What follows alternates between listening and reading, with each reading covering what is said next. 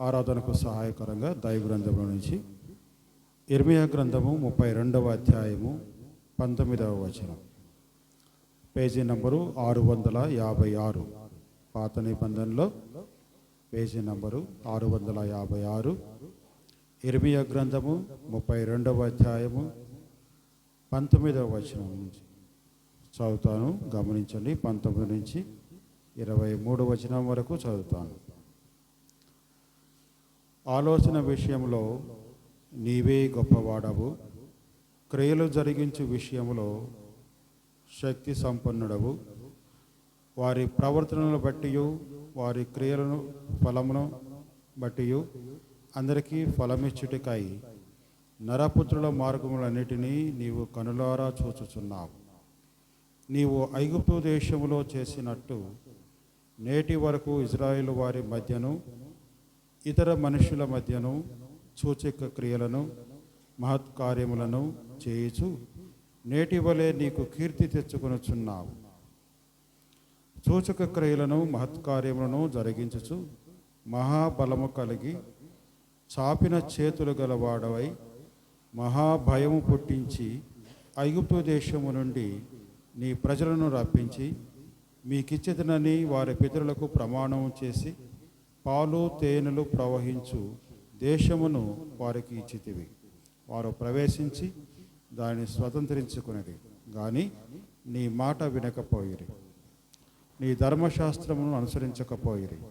వారు చేయవలనని నీవు ఆజ్ఞాపించిన వాటిలో దేనిని చేయకపోయిరి గనుక ఈ కీడంతయు వారి మీదికి రప్పించి ఉన్నావు. మనం చదువుకునేటువంటి భాగంలో ప్రవక్త అయినటువంటి ఇర్మియా మరి ఆయనకి ఇచ్చినటువంటి ప్రవచనము లేదంటే దేవుని యొక్క వాక్ 13వ వచనం చూస్తే, ఇజ్రాయిలు దేవుడును సైన్యములకు అధిపతికి యెహోవా సెలవిచ్చినది ఏమనగా, అంటే దేవుడు ఇజ్రాయిల్ ప్రజలకు జ్ఞాపకం చేస్తున్నాడు. ఇజ్రాయేల్ ప్రజలకు దేవుడు జ్ఞాపకం చేస్తున్నాడు. ఆయన ఏమంటున్నాడంటే, ఆలోచన విషయంలో నీవే గొప్పవాడవు, క్రియలు జరిగించు విషయంలో శక్తి సంపన్నుడవు. ఆలోచన విషయంలో నీవే గొప్పవాడవు అంటే దేవుడు ఇజ్రాయేల్ ప్రజలను నడిపించుటలో ఆయన యొక్క ఆలోచన అనేది చాలా గొప్పగా ఉంది. ఎలాగనగా మరి ఇజ్రాయేల్ ప్రజలు యోసేపు ద్వారా ఐగుప్తులో ప్రవేశించారు. అది ఆయన ఆలోచన. ఐగుప్తులో మరి ఇజ్రాయేల్ ప్రజలు 70 మందిగా అక్కడ ప్రవేశించారు. అయితే అక్కడ రాయబడింది, బహుగా ప్రబలను, ఇజ్రాయేల్ జనాంగము బహుగా విస్తరించిరి, బహుగా వ్యాపించిరి, బహుగా ప్రబలను. అంటే ఇజ్రాయేల్ యొక్క ప్రజలు ధాటికి ఐగుప్తు దేశపు రాజు కూడా భయపడ్డాడు. ఒకవేళ యుద్ధం జరిగితే వీరు మనల్ని జయించి వారికి బానిసలుగా చేసుకుంటారేమో, లేదంటే శత్రురాజులతో కలిసి మన మీదకి దండయాత్ర చేస్తారేమో. అంటే దేవుని యొక్క ఆలోచన అనేది ఇజ్రాయేల్ పక్షంగా చాలా గొప్పదిగా ఉంది. అది జ్ఞాపకం చేస్తున్నట్టు జరిగిన విషయాలని ఇర్మియా ద్వారా దేవుడు జ్ఞాపకం చేస్తున్నాడు. ఆ తర్వాత క్రియలు జరిగించు విషయంలో శక్తి సంపన్నుడు. ఇజ్రాయేలు వారికి ఏం చేయాలో, దేవుడు వారిని ఏ విధంగా నడిపించాలో అనేది ఒక ఆలోచన, చాలా గొప్ప ఆలోచన కలిగి ఉన్నాడు.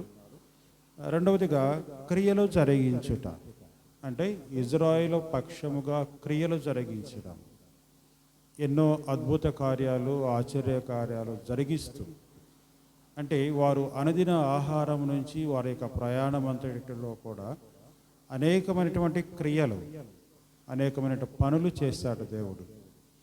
అంటే ఆ శక్తి సంపన్నుడు, అంటే ఏ పని చేయడానికైనా దేవుడు శక్తి సంపన్నుడై ఉన్నాడు. వారి ప్రవర్తనను బట్టి వారికి క్రియఫలము బట్టి అందరికీ ఫలమిచ్చుటకై నరపుత్రుల మార్గములన్నిటినీ నీవు కనులారా చూచుచున్నావు. ఇది అంతేకాకుండా ఆలోచన చేసేవాడు, క్రియలను చేసేవాడు, మూడవదిగా ప్రతిఫలం ఇచ్చేవాడు. ప్రతిఫలం ఇచ్చేవాడు. ఈ ప్రతిఫలము అనేది దేని మీద ఆధారపడింది అంటే ప్రవర్తనను బట్టి, వారి క్రియాఫలమును బట్టి. ఇది ప్రతిఫలము అంటే వారి ప్రవర్తన బట్టి, వారి క్రియాఫలమును బట్టి ప్రతిఫలం ఇచ్చుటకై నరపుత్రుల మార్గములన్నిటినీ కనులారా చూచుచున్నావు. అంటే దేవుడు ఆయన మనకిచ్చేటువంటి ఫలము, ప్రతిఫలాన్ని బట్టి ఆయన మనల్ని చూస్తున్నాడు. మన యొక్క క్రియలను, మన యొక్క ప్రవర్తనను ఆయన చూస్తున్నాడు. ఆయన చూసే దేవుడు. ఆయన చూసే ప్రతిఫలం ఇచ్చుటకై కనులారా చూచుచున్నావు. దేవుడు ఇచ్చేటువంటి బహుమానం కొరకు ఎవరికి ఇవ్వాలి, ఎలాగ ఇవ్వాలి అని ప్రతి మానవుడిని కూడా ఆయన కన్నులారా చూస్తూ ఉన్నాడు. కనులారా చూస్తూ ఉన్నాడు. 20వ వచనం, నీవు ఐగుప్తు దేశంలో చేసినట్టు నేటి వరకు ఇజ్రాయేలు మధ్యను ఇతర మనుషుల మధ్యను సూచక క్రియలను మహత్కార్యములను చేయుచు నేటి వలె నీకు కీర్తి తెచ్చుకొనుచున్నావు. ఇవన్నీ కూడా ఇజ్రాయేలు ప్రజలకు ఆయన జ్ఞాపకం చేస్తున్నట్లుగా తెలియజేస్తుంది. ఐగుప్తు దేశంలో చేసినట్టు ఇజ్రాయేలు మధ్యను ఇతర మనుషుల మధ్యను నువ్వు చేసినటువంటి ఆ గొప్ప సూచక క్రియలు అను కదా. మరి ఐగుప్తు దేశంలో మరి మోషే ద్వారా అనేక సూచక క్రియలు చేశాడు, మహత్కార్యాలు దేవుడు చేశాడు. వాటిని బట్టి ఏమన్నాడు, కీర్తి తెచ్చుకొనుచున్నాను. అప్పుడు అన్నారు వాళ్ళు, యెహోవాయే నిజమైన దేవుడు, యెహోవాయే దేవుడు, యెహోవాయే ఆరాధించగలిగినటువంటి దేవుడు. మరి భూమి అంతటా, భూమి అందే కానీ ఆకాశం అందే కానీ ఇంత గొప్ప దేవుడు లేడు అని కీర్తించబడ్డాడు. రాజులతో, అన్యులతో, మరి స్వజనులతో ఆయన నామము కీర్తించబడింది.